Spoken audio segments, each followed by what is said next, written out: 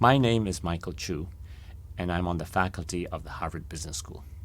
The focus of my research and my teaching at Harvard Business School is in the second year of the MBA program, where I teach a course called Business at the Base of the Pyramid.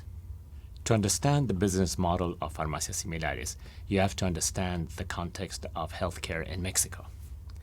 Like most Latin American countries, Mexico's constitution guarantees access to healthcare, access to doctors, and access to medicines to all its citizens. So you couldn't ask for more institutional buy-in. If you're in the top 15% of income in Mexico, all that is irrelevant because you would go for private healthcare because you can afford it.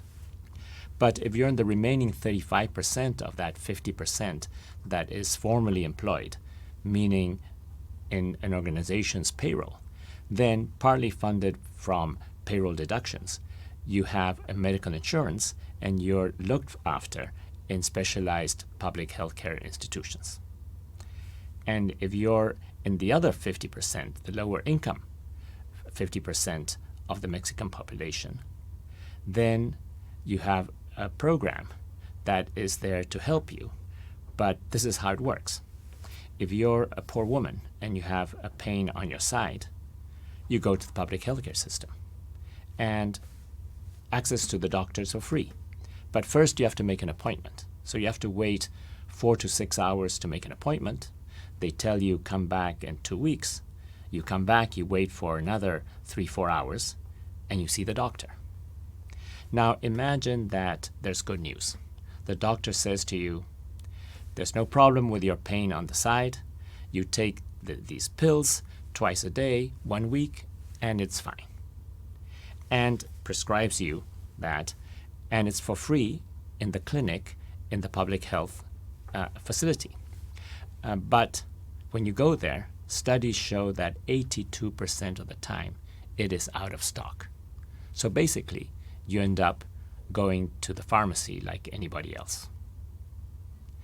Now, the important thing about this also is that the pharmacy industry in Mexico is actually the highest priced in Latin America. It is about 45% more expensive on average than the rest of the region.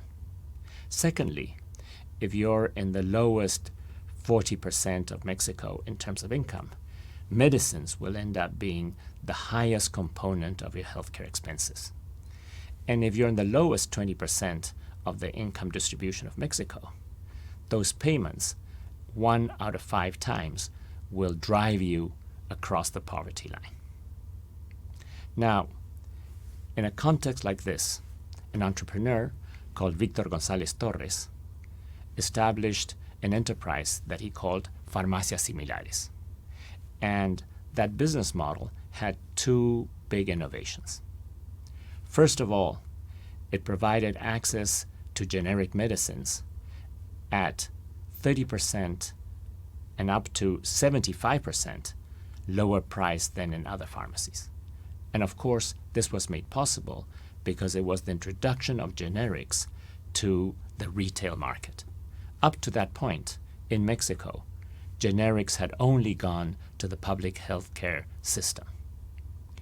The second innovation was that next to his pharmacies, he placed a clinic that gave access to a doctor for a primary healthcare visit at $2 a visit, and thus making it affordable to the majority of Mexicans.